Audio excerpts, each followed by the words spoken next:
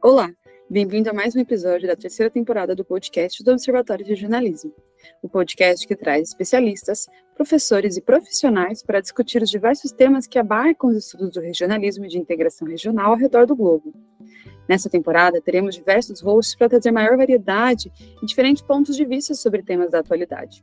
Meu nome é Bárbara Neves, eu sou doutoranda em Relações Internacionais pelo programa Santiago Dantas e membro do Observatório de Jornalismo, e eu serei a host de vocês no episódio de hoje. Dando continuidade aos debates instigados durante o terceiro Congresso Latino-Americano de Integração Regional do Grupo de Reflexão sobre a Integração e Desenvolvimento da América Latina e o Caribe e a Europa, o GRIDALE, conversamos hoje com o professor Detlef Nolte sobre a crise do regionalismo sul-americano, desintegração e os atuais desafios das agendas regionais.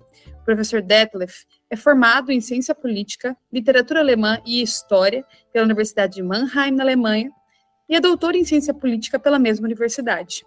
Além disso, o professor Nolte atua na Universidade de Hamburgo como membro honorário também do Instituto de Iberoamérica da Universidade de Salamanca, além de ser pesquisador associado do Instituto de Estudos Globais e de Área, o GIGA, em Hamburgo, na Alemanha. Espero que vocês desfrutem deste episódio. Profesor Detlef, muchísimas gracias por aceptar nuestra invitación a esta entrevista. Vamos a hablar de diversos puntos relacionados con sus últimas publicaciones, también con su estudio y con el evento, ¿no? En primer lugar, mucho se ha discutido acerca del estrés del regionalismo, ¿no? Con, por ejemplo, el libro con Brita, y también ustedes destacan en un artículo con el profesor Rafael Castro Alegría que una característica de esta recién crisis eran, por ejemplo, una creciente regionalización económica, una creciente polarización, política regional, parálisis, desintegración y todo eso. Con la elección de Lula, lo que hemos discutido es este intento de reactivar UNASUR, ¿no? Esta retomada del diálogo entre los presidentes sudamericanos. ¿Qué piensas acerca de eso? Bueno, aunque sepa un poquito, ya hemos hablado en particular, pero ¿está la UNASUR muerta? ¿Es un zombie? Es una pregunta muy difícil, depende un poco de la definición. Yo diría no está muerto porque algunos todavía reclaman que está vivo, pero parece todavía un zombie porque existe como nombre, pero no funciona. No existe un secretario general, y va a ser difícil otra vez de elegir uno. No hubo actividades de UNASUR como UNASUR desde 2019, ¿no?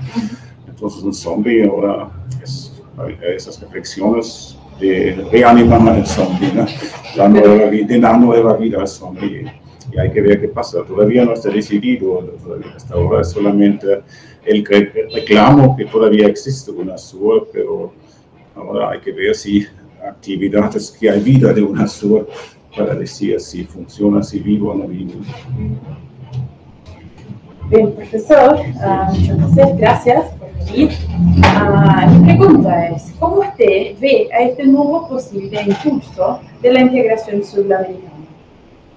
¿Cuáles serían los desafíos para que el regionalismo en el continente sea resiliente a esos cambios políticos que en un momento impulsan a las instituciones regionales y en otros la desacreditan? Pregunta muy amplia. Sí. Pensar un poco, ¿no? Sí. Bueno, creo que depende mucho si se ha aprendido de la última crisis, algo de la última crisis del regionalismo, de la desintegración de UNASUR. Por eso, en mi opinión, habría sido mejor primero tener un debate, una discusión respecto a por qué falló UNASUR en el pasado, antes de empezar a reconstruir y relanzar UNASUR. Y creo los problemas de la desintegración, no solamente de UNASUR, sino también de la parálisis que CELAC fue, la polarización entre los presidentes por razones ideológicas, a veces también personales, ¿no? Y ahora creo el gran tema es cómo tal vez se puede blindar mejor a las instituciones regionales de esos conflictos interpresidenciales. Sabemos, por un lado, que el regionalismo latinoamericano es tanto intergubernamental como interpresidencial.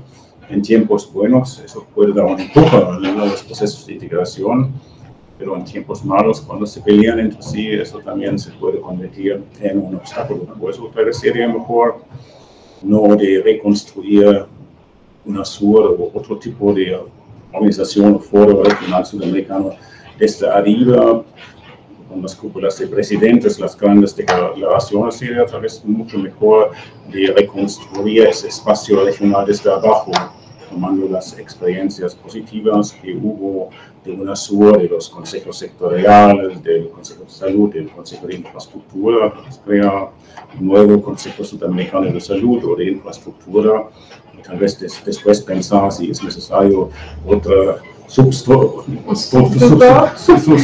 UNASUR, o sería suficiente tener esos cumbres sudamericanos como la última cumbre. Nuestra última pregunta.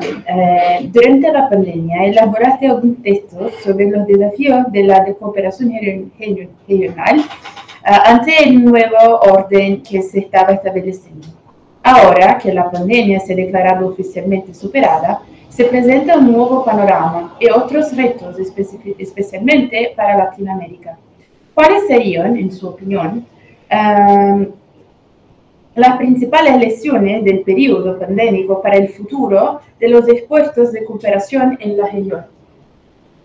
Bueno, creo una lección o un aprendizaje que podemos tomar de la pandemia, comparando un poco el rendimiento de las diferentes organizaciones regionales. Parece que las organizaciones con un poco más técnico, con una cierta autonomía de sus subunidades, caso de Centroamérica, desde el SICA, con la parte a cargo del tema de la salud, eso ayuda. Entonces, instituciones ya tienen una importancia y pueden hacer la diferencia, pero no son solamente instituciones. Creo el gran problema actualmente para el regionalismo latinoamericano consiste que no existe un proyecto común, no existen algunas ideas del presidente Lula, algunos dijeron que sí, otros que no, pero creo tampoco es claro cuál es el proyecto actual del gobierno de Brasil. Entonces, sin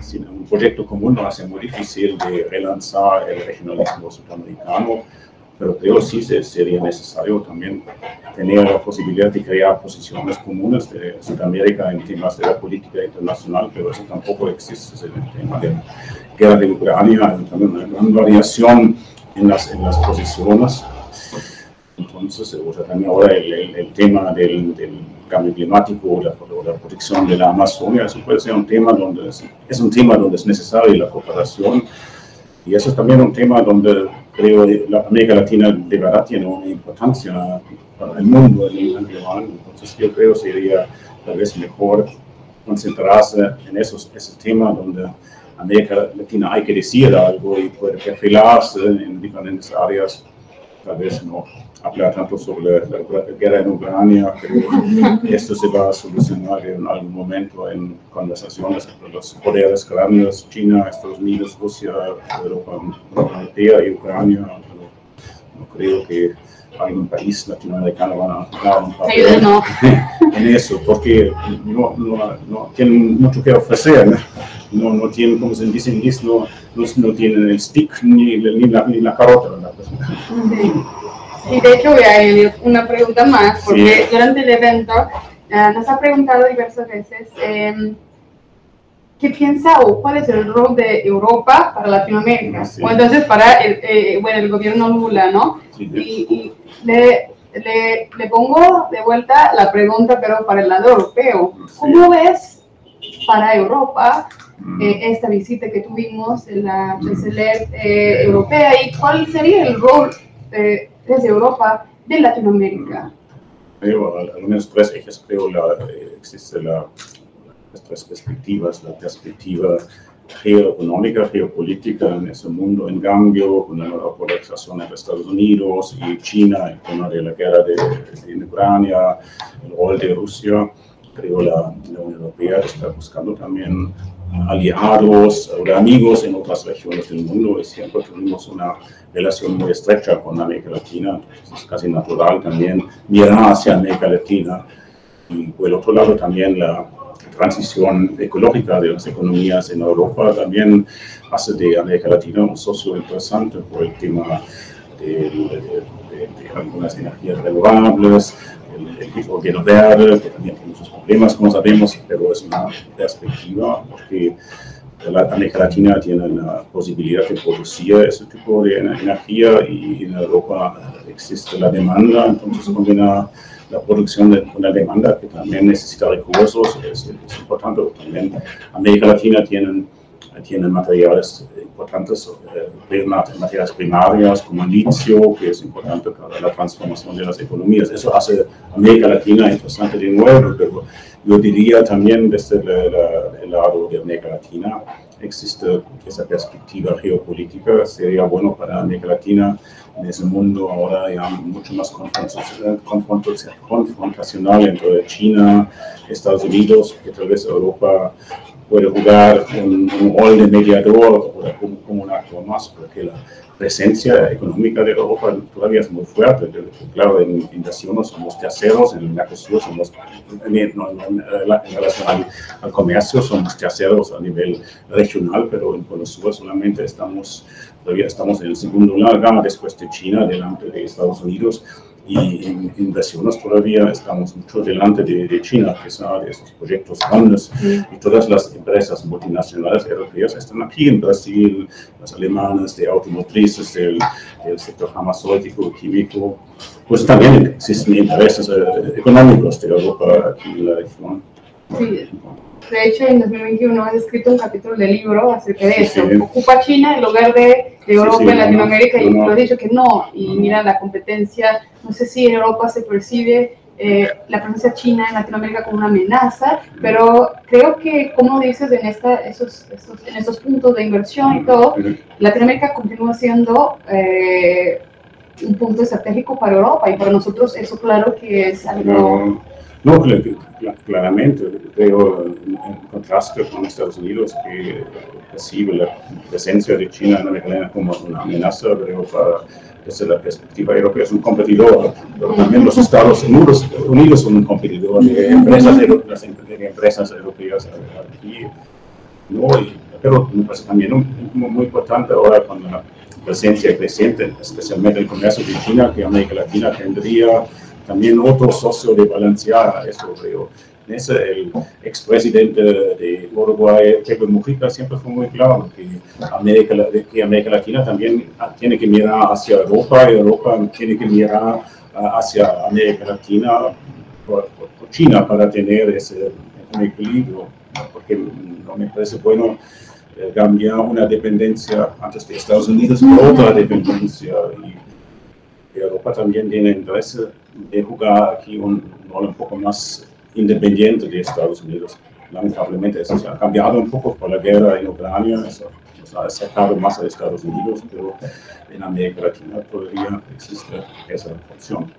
Muchísimas gracias por su participación. Foi um prazer. Nosso episódio chegou ao fim. Agradecemos a todos que nos escutaram pelo Spotify e Google Podcast ou nos assistiram pelo nosso canal do YouTube. Para ficar atento aos nossos lançamentos e novidades, se inscreva no canal do Observatório de Jornalismo. E se curtiu esse episódio, deixe seu like. Se quiser acessar mais de nossos conteúdos, você também pode acessar nosso site observatório.repre.org e seguir nossas redes sociais para receber em primeira mão as informações sobre eventos e trabalhos organizados pelo grupo.